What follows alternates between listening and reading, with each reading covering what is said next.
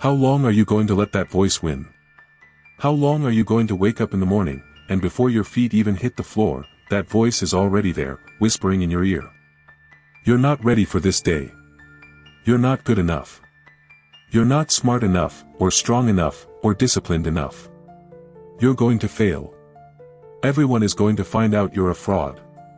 How long are you going to live with that constant, low-level hum of anxiety, that tightness in your chest that you've gotten so used to, you almost think it's a normal part of being alive?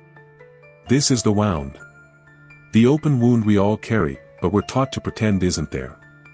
It's the reason you look in the mirror and you don't recognize the person looking back.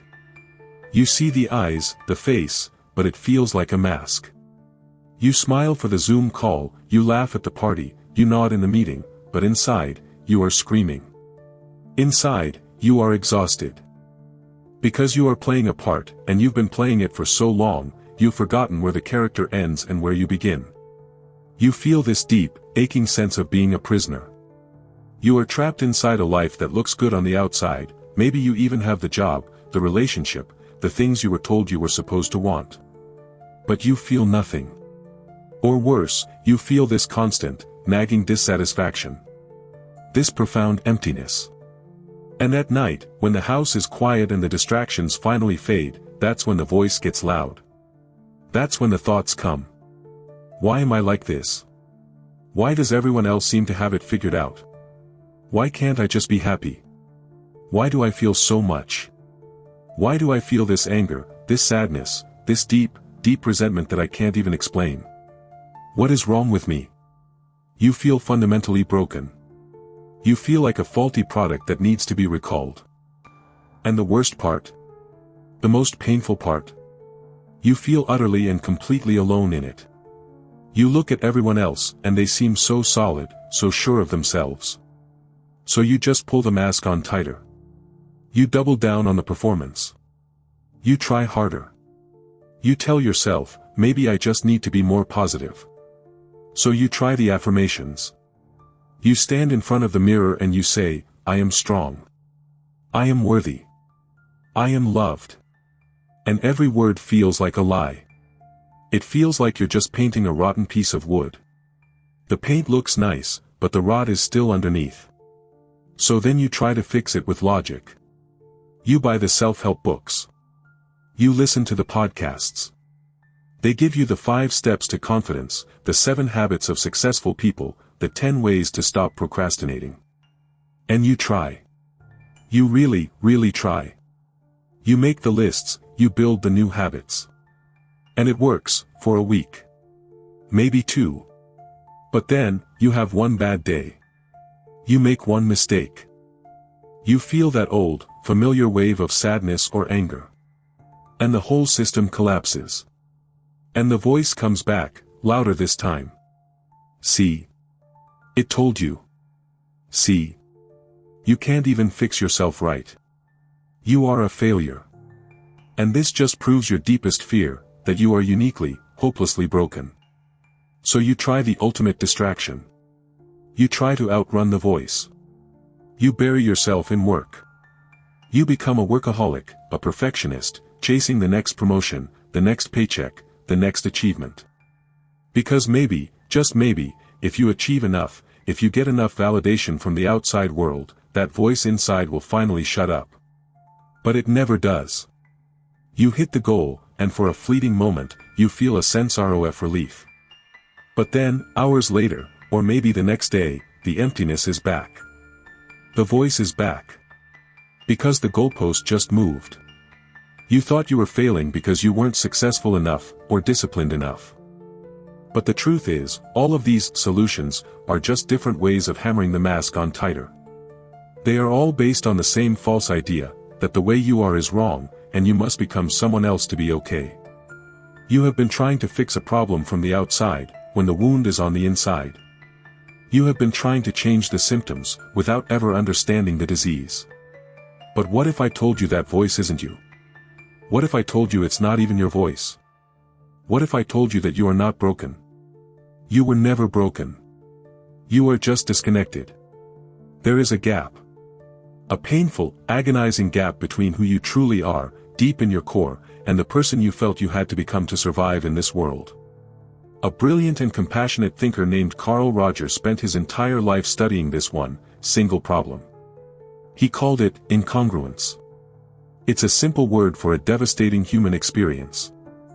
It is the distance between your true self and the mask you wear. And that voice that hurts you. That cruel, critical, relentless voice.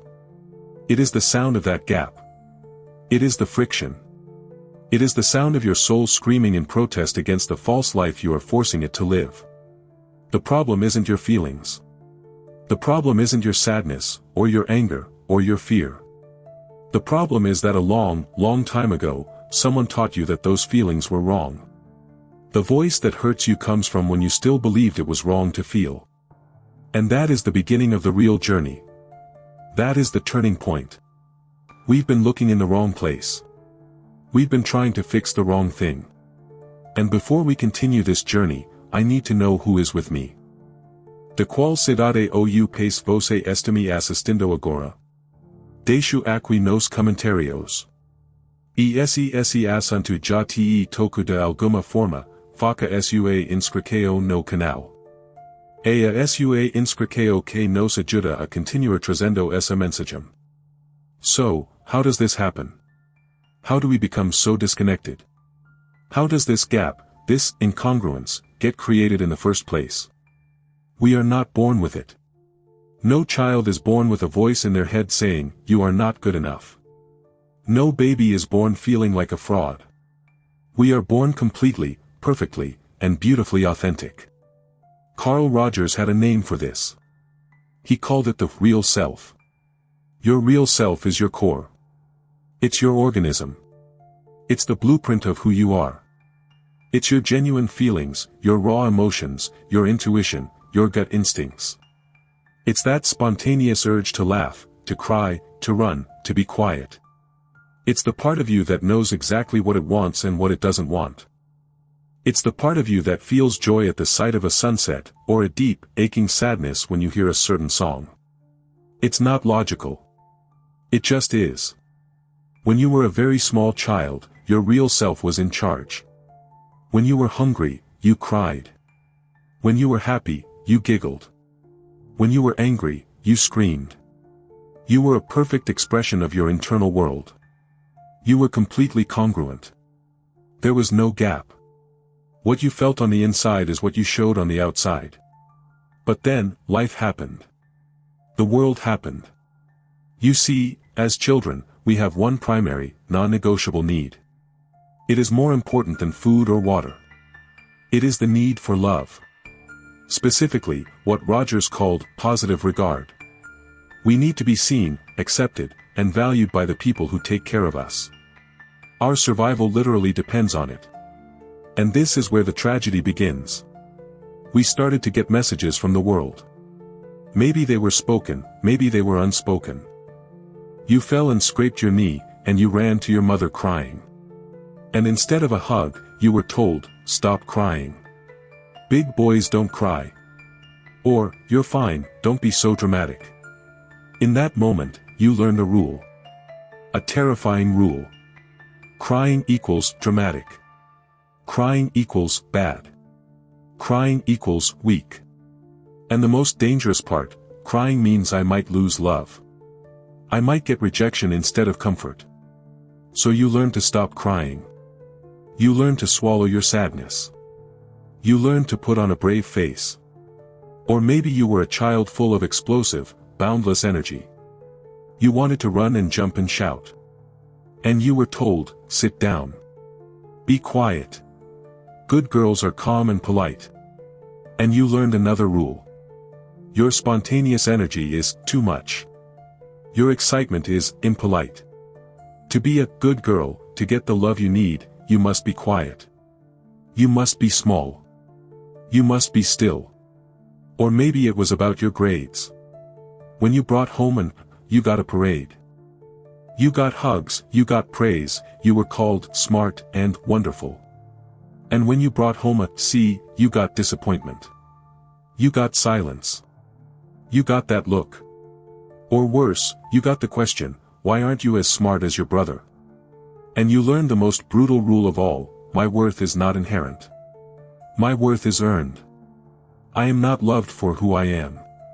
I am loved for what I do. These, Rogers said, are conditions of worth.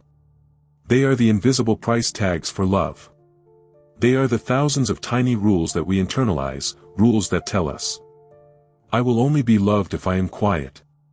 I will only be valued if I am successful.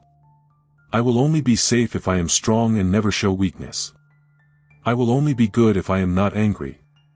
I will only be acceptable if I put everyone else's needs before my own. And so, to survive, to get the love we so desperately needed, we began to build something. We began to construct a new self. Rogers called this the ideal self. The ideal self is the person we believe we should be. It's the mask. It's the collection of all the rules, all the shoulds and musts. The ideal self is the good boy, the polite girl, the perfect student, the selfless friend, the strong, unemotional man, the always happy, accommodating woman. The ideal self is a fortress built to protect us. It's a brilliant survival strategy. But here's the problem: the ideal self is not us. And so the gap is born. The gap between your real self, that messy, emotional, authentic core, and your ideal self, the perfect, acceptable mask you show to the world. And we spend the rest of our lives trying to become the mask. We get so good at it, we forget we're even wearing it. We think the mask is us. You think you are a perfectionist. No, you are a person who learned that you are only lovable if you are perfect. You think you are a people pleaser. No, you are a person who learned that your needs are selfish and that you must please others to be accepted. You think you are unemotional and stoic. No, you are a person who is deeply shamed for your feelings and learned to build a wall so high that not even you can access them anymore. And that voice in your head, the one that hurts you, that voice is the voice of the ideal self. It is the voice of your internalized conditions of worth. It's the prison guard, standing on the wall of your fortress, making sure your real self never, ever gets out. When you feel a flash of anger, the voice says, no, bad. Good people don't get angry. Suppress that. When you feel a wave of sadness, the voice says, stop it. You're being weak. Get yourself together. When you want to say no to someone, the voice says, you can't. They'll be mad at you. You'll be a bad person. Just say yes. When you fail at something, the voice says, see? You're worthless. You're a fraud. You'll never be good enough. The pain you feel every day, the anxiety, the emptiness, the exhaustion, is the profound, agonizing tension of this internal war. It is your real self suffocating under the weight of the mask. It is the full-time job of pretending to be someone you are not. You are stuck in this labyrinth, and every solution you've tried has just been a way to decorate the walls of the prison. But it's still a prison. So what is the way out? If affirmations don't work, and hustle doesn't work, and positive thinking doesn't work, what does? This is the great revelation. This is the aha moment that changes everything. The way out is not to fight the voice. The way out is not to fix your real self. The key is to stop believing the voice. The key is to take off the mask. The solution, the key that unlocks the labyrinth, is the one thing you were denied as a child. It's the one thing your ideal self was built to replace. Carl Rogers called it unconditional positive regard. It's a clinical term for something very spiritual. It means acceptance. Radical, total, unconditional acceptance. It is the practice of giving yourself what your caregivers, your teachers, and your society could not. It is the decision to stop judging your own feelings. The voice hurts you because you still believe it is wrong to feel. The healing begins when you decide that is a lie. The healing begins in the moment you feel that old, familiar wave of anxiety, and instead of fighting it, or distracting yourself from it, or judging yourself for it, you just stop.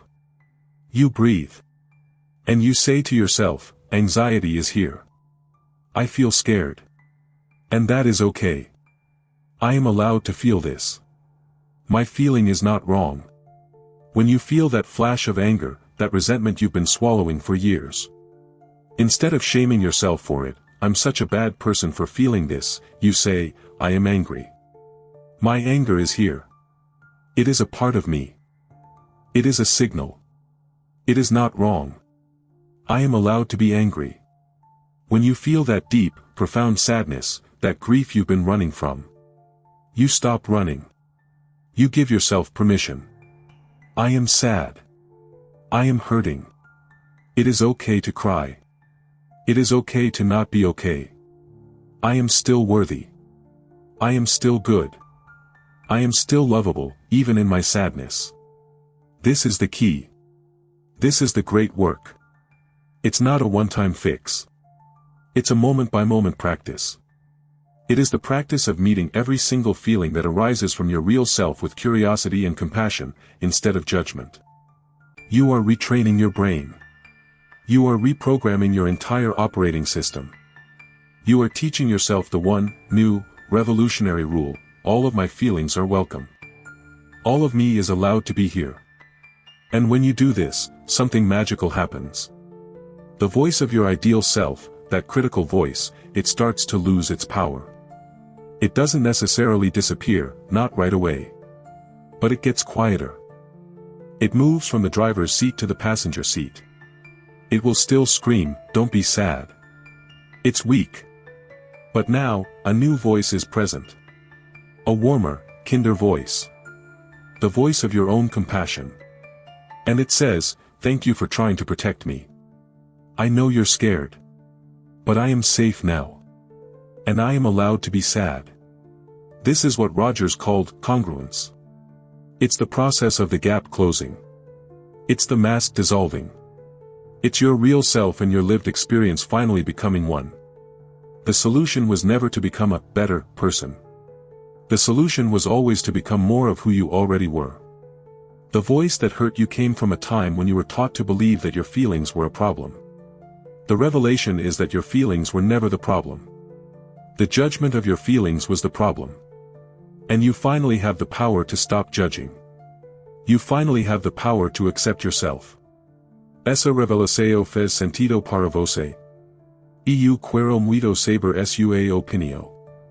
E se você chega aqui, é porque você faz parte dos 1% que buscam evoluir de verdade. Então, se você ainda não fez, se inscreva agora para não perder o próximo vídeo e me diga de qual cidade você conseguiu chegar ao fim. So what does this new path look like? What happens when you start to live this way? It is not a life of constant, perfect happiness. That was the lie of the ideal self. It is a life of wholeness. It's a life where you feel anxiety, and you know how to hold it, like a crying child, instead of letting it drive your car. It's a life where you can be angry, and you can use that anger as fuel to set a boundary, instead of letting it poison you or make you lash out. It's a life where you can be sad, and you can let the sadness move through you, like a rainstorm, knowing that it will pass, instead of building a dam and letting it flood your entire life. The biggest change is the energy. Think of how much energy it took to wear that mask. How exhausting it was to perform, to pretend, to please, to perfect, to suppress, to hide. Every single day. That energy is now free. It is free to be used for living. It is free to be curious. It is free to be creative. It is free to connect with other people, authentically, maybe for the first time. Because when you are not hiding from yourself, you no longer have to hide from anyone else. You stop waking up with that sense of dread. You start to feel a quiet confidence. Not the loud, arrogant confidence of the mask, but a deep, solid sense of okayness. A sense of being at home in your own skin. You started this journey with a question: how long are you going to let that voice win? And now, you have the answer. You don't fight the voice. You don't try to destroy it. You just stop believing it. You hear it. You recognize it. It's the echo of an old belief. The belief that it was wrong to feel. And you smile. Because you finally know the truth. It is not wrong to feel. It is your birthright. It is what makes you human. And it is, at long last, what makes you free.